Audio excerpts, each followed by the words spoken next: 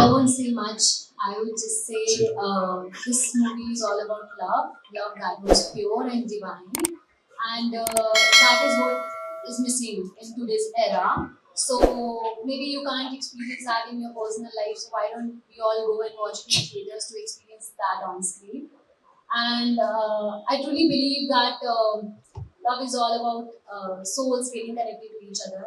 That used to happen in that era, but now it's lacking.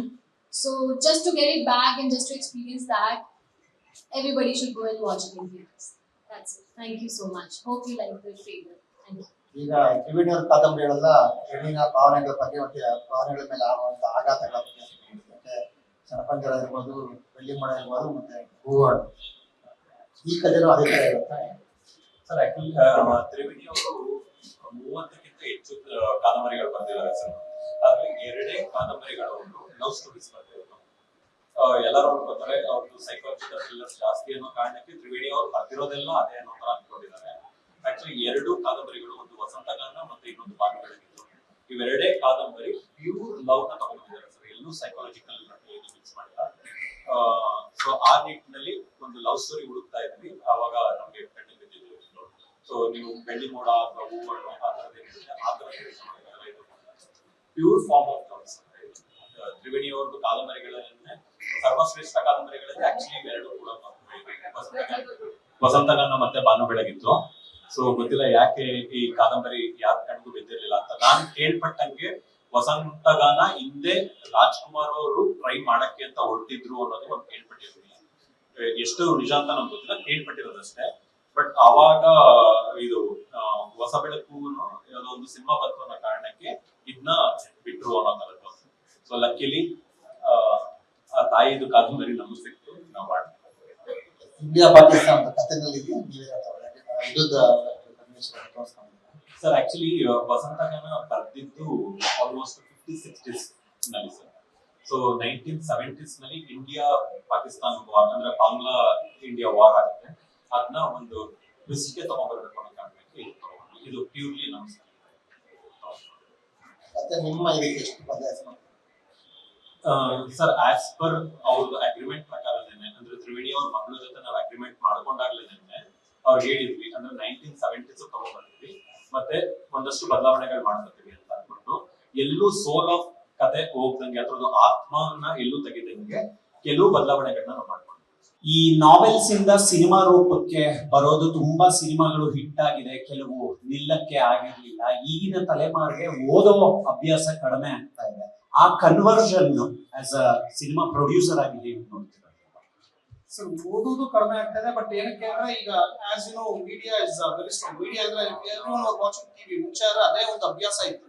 Because ಅವ್ರಿಗೆ entertainment ಬೇಕು ಅಂದ್ರೆ they have to go through books. ಆ ತರ ಇತ್ತು. Book ಓದೋದು ಒಂದು ಹವ್ಯಾಸ ಇತ್ತು. ಈಗ ಯಾರು ಓದೋ ಅಭ್ಯಾಸ ಇಲ್ಲ ಅಂತ ನೀವೇ ಹೇಳ್ಬಿಟ್ಟಿದ್ದೀರಾ ಆಕ್ಚುಲಿ. ಸೊ ಅದ್ರ ಬಗ್ಗೆ ನಾವು ಏನು ಕಮೆಂಟ್ ಮಾಡೋಣ sir? Because it's going government people are not reading. Sir ಈಗ ನನಗೆ ಗೊತ್ತಿರೋ ಪ್ರಕಾರ ಒಂದು 4-5 ಜನ ಇದ್ದಾರೆ ಸರ್ ಓದೋ ಅಭ್ಯಾಸ ಇರೋರು. ಬಟ್ ಅದು ಎಲ್ಲರಿಗೂ ಗೊತ್ತಾಗೋದಿಲ್ಲ. That is the main thing. ಇವಾಗ ನಮ್ಗೆ ನಾನು ನೋಡಿರೋ ಪ್ರಕಾರ ಅಜಯ್ ಸರ್ ತುಂಬಾ ಓದ್ತಾರೆ. ಈಸ್ ಆಲ್ಸೋ ವೆರಿ ಲೋನ್ ಇದ್ದಾಗ ಅವ್ರು ಜಾಸ್ತಿ ಇಷ್ಟಪಡೋದು ರೀಡಿಂಗ್ ಅಂತ. ನಮ್ಮ ಮಂಜು ಸ್ವರಾಜ್ ಸರ್ ಓದೋ ಅಭ್ಯಾಸ ಇದೆ. ನನಗೆ ಗೊತ್ತಿರೋ ಪ್ರಕಾರ ಇನ್ನೂ ಅಭ್ಯಾಸ ಇದೆ, ಬಟ್ ಕಮ್ಮಿ ಆಗಿದೆ. ದಟ್ ಇಸ್ ವಾಟ್ ಸರ್ ಈಗ 1970 ಅದೊಂದು ರೀಕ್ರಿಯೇಟ್ ಮಾಡ್ಬೇಕಲ್ಲ ಸರ್, ಪ್ರಿಪ್ರೇಷನ್ ಆಗಿತ್ತು ಡೈರೆಕ್ಟರ್. ಅಂದ್ರೆ ನಿಮ್ಮ ಡೈಲಾಗ್ಸ್ ಇರ್ಬೋದು, ಲೊಕೇಶನ್ ಇರ್ಬೋದು, ಅದು ಹೇಗೆ ತುಂಬಾ ಚಾಲೆಂಜಿಂಗ್ ಇತ್ತ ಹೇಗೆ ಸರ್? ಆಕ್ಚುಲಿ ಸಿಕ್ಕಾಪಟ್ಟೆ ಚಾಲೆಂಜಿಂಗ್ ಇತ್ತು, ಅದು ಹೇಳಕ್ ಆಗಲ್ಲ. ಆಕ್ಚುಲಿ ಸಿಕ್ಕಾಪಟ್ಟೆ ಚಾಲೆಂಜಿಂಗ್ ಇತ್ತು. ಒಂದು ಏನಂತಂದ್ರೆ ಮೂಲ ಕತೆ ನಡೆಯೋದು ಮೈಸೂರು ಪ್ರಾಂತ್ಯದಲ್ಲೇ. ಇನ್ನು ಒಂದ್ ಸ್ವಲ್ಪ ರೆಟ್ರೋ ಸ್ಟೈಲ್ ಉಳಿಸ್ಕೊಂಡಿರೋದು ಮೈಸೂರು ಒಂದೇನೆ. ಅಲ್ಲಿ ತುಂಬಾ ಒಳ್ಳೆ ಮನೆ ಸಿಕ್ತು ನಮ್ಗೆ. ಹತ್ತತ್ರ 100 ಎಷ್ಟು ವರ್ಷ 1932ರಲ್ಲಿ ಕಟ್ಟಿರುವಂತ ಒಂದು ಮನೆ ಸಿಕ್ತು. ಆಮೇಲೆ ಗೊತ್ತಿರುತ್ತಲ್ಲ ಸರ್, ಮೈಸೂರಿನಲ್ಲಿ ಒಂದಷ್ಟು ಪಳವಳಿಕೆಗಳು ಇದಾವೆ ಆಕ್ಚುಲಿ. ಅದು ಡೈಲಾಗ್ಸ್ ಅಲ್ಲಿ ಹೇಳಿದ್ರಿ, ಡೈಲಾಗ್ಸ್ ಆಕ್ಚುಲಿ ನಮ್ಗೆ ಹೆಲ್ಪ್ ಮಾಡಿದ್ದೇನೆ. 1960s ಇಂದ 1970s ವರೆಗೆ ಸಿನಿಮಾಗಳನ್ನ ತುಂಬಾ ಅಬ್ಸರ್ವ್ ಮಾಡಿದ್ವಿ. ಅವತ್ತಿನ ದಿನಕ್ಕೆ ಹೇಗೆ ಕನ್ನಡ ಬಳಸ್ಕೊತಾ ಇದ್ರು ಪ್ರತಿಯೊಂದು ಪದಗಳು ಅಂತ ಅಂದ್ಬಿಟ್ಟು. ಸೊ ಅವೆಲ್ಲಾನು ಕಂಪ್ಲೀಟ್ ಟೇಬಲ್ ವರ್ಕ್ ಮಾಡಿದ್ವಿ ಸರ್, ಇನ್ಕ್ಲೂಡಿಂಗ್ ಕಾಸ್ಟ್ಯೂಮ್ಸ್. ಆಗ ನೋಡಿದ್ರೆ ಆಕ್ಚುಲಿ ರಂಜಿತ್ ಅವರು ಕಾಸ್ಟ್ಯೂಮ್ ಮಾಡಿದ್ದು ಫಸ್ಟ್ ಟೈಮ್ ಅವರು ಮಾಡಿದ್ದು. ಈ ತರದೊಂದು ದೊಡ್ಡ ಚಾಲೆಂಜ್ ಆಕ್ಚುಲಿ ಅವ್ರಿಗೆ ರೆಟ್ರೋ ಕ್ರಿಯೇಟ್ ಮಾಡಕ್ಕೆ. ಆಮೇಲೆ ನಾವು ಯಾವಾಗ ಇದನ್ನ ತಗೊಂಡ್ವಿ ಪ್ರತಿಯೊಂದು ಲೈಕ್ ಇನ್ಕ್ಲೂಡಿಂಗ್ ಕಾಲುಂಗ್ರದಿಂದ ಹಿಡಿದು ತಾಲಿಯಿಂದ ಹಿಡಿದು ಇವ್ರು ಹಾಕೋ ಹೀರೋಸ್ ಹಾಕೋ ಬಟ್ಟೆಗಳಿಂದ ಹಿಡಿದು ಕಾಲರ್ ಇಂದ ಹಿಡಿದು, ಆಮೇಲೆ ತುಂಬಾ ಜನ ನಾವು ಅನ್ಕೋತೀವಿ ಆಕ್ಚುಲಿ ರೆಟ್ರೋ ಅಂದ ತಕ್ಷಣ ದೊಡ್ಡ ಕಾಲರ್ ಅಂತ ಅಂದ್ಬಿಟ್ಟು. ಆಕ್ಚುಲಿ 1970s ಅಲ್ಲಿ ಇರಲಿಲ್ಲ ಸರ್. ಆಕ್ಚುಲಿ ಅವೆಲ್ಲಾನು ತುಂಬಾ ಸೂಕ್ಷ್ಮ ಗಮನಿಸಿದ್ವಿ ನಾವು ಆಕ್ಚುಲಿ. ಆಮೇಲೆ ಅವರು ಇಂಗ್ಲಿಷ್ ಪ್ರೊಫೆಸರ್ ಆಗಿ ಕೆಲಸ ಮಾಡ್ತಾರೆ ಈ ಸಿನಿಮಾದಲ್ಲಿ. ಅಲ್ಲಿ ಅವ್ರು ಯೂಸ್ ಮಾಡೋ ಸೂಟು ಅದಕ್ಕೆ ಎಷ್ಟು ಬಟನ್ಸ್ ಇತ್ತು ಅಂತ ಕೂಡ ಸ್ಟಡಿ ಮಾಡಿದ್ವಿ ಆಕ್ಚುಲಿ. ಯಾಕಂದ್ರೆ ಇವಾಗ 2 ಬಟನ್ ಇದೆ, ಅವಾಗ ಬೇರೆ ತರ ಇತ್ತು. ಆ ತರದೆಲ್ಲಾನು ಪ್ರಿಪರೇಷನ್ಸ್ ಆಗಿತ್ತು. ಮೋರ್ ಓವರ್ ಇದಕ್ಕೆ ನಿಜವಾಗ್ಲೂ ಬೆಂಬಲವಾಗಿ ನಿಂತ್ಕೊಂಡಿದ್ದು ಪ್ರೊಡ್ಯೂಸರ್. ಯಾಕಂತಂದ್ರೆ ಒಂದು ರೆಟ್ರೋ ಕ್ರಿಯೇಟ್ ಮಾಡ್ತೀವಿ ಅಂತ ಅಂದಾಗ ಆಬ್ವಿಯಸ್ಲಿ ದುಡ್ಡು ಸಿಕ್ಕಾಪಟ್ಟೆ ಖರ್ಚಾಗುತ್ತೆ. ಯಾಕಂತಂದ್ರೆ ನಿಮ್ಗೆ ರೆಟ್ರೋ ಕ್ರಿಯೇಟ್ ಮಾಡ್ತಿದೀವಿ ಅಂದ ತಕ್ಷಣ ಬರೀ ಲೊಕೇಶನ್ ಲೊಕ್ಯಾಲಿಟಿ ಮಾತ್ರ ಆಗಲ್ಲ. ಇವತ್ತೊಂದು ಜನಗಳನ್ನ ಅವಾಯ್ಡ್ ಮಾಡ್ಬೇಕಾಗುತ್ತೆ ರೋಡ್ಸ್ ಅಲ್ಲಿ, ಈ ತರದೆಲ್ಲ ಇರುತ್ತೆ. ಆ ತರ ಚಾಲೆಂಜ್.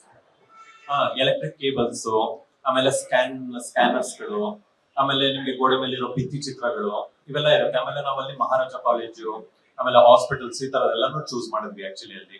ಈಗ ನೀವೇನು ಹಾಸ್ಪಿಟಲ್ ನೋಡಿದ್ರು ಅದು ಕಂಪ್ಲೀಟ್ ಸೆಟ್ ಸರ್ ಆಕ್ಚುಲಿ.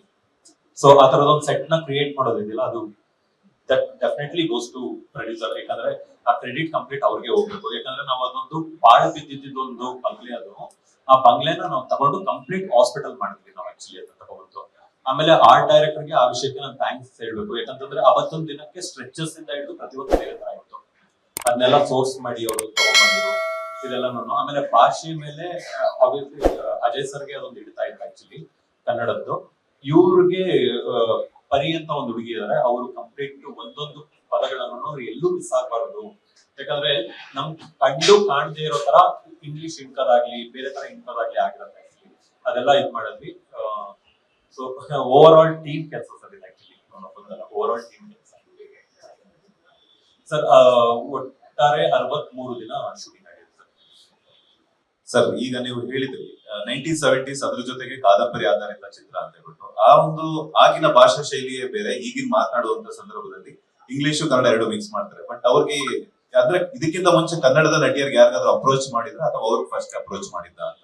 ಯಾಕಂತಂದ್ರೆ ಭಾಷೆಯಲ್ಲಾಗಿರ್ಬೋದು, ಡೈಲಾಗ್ ಡೆಲಿವರಿಯಲ್ಲಿ ಆಗಿರ್ಬೋದು, ಯಾರೋ ಒಬ್ರು ಡಬ್ಬಿಂಗ್ ಹೇಳಿದ್ರು ಕೂಡ ಅವ್ರಿಗೆ ಎಕ್ಸ್ಪ್ರೆಷನ್ಸ್ ಅದೊಂದು ಅರ್ಥ ಆಗ್ಬೇಕಾಗುತ್ತೆ. ಆ ಪ್ರೊನೌನ್ಸಿಯೇಷನ್ ಅನ್ನೋದು ಪ್ರಾಪರ್ ಆಗಿ ಬರ್ಬೇಕಾಗುತ್ತೆ. ಹೆಂಗಿತ್ತು ನಿಮ್ಮ ಸೆಲೆಕ್ಷನ್ ಹೀರೋಯಿನ್ ಒಂದು ವಿಚಾರದಲ್ಲಿ ಅಂತ?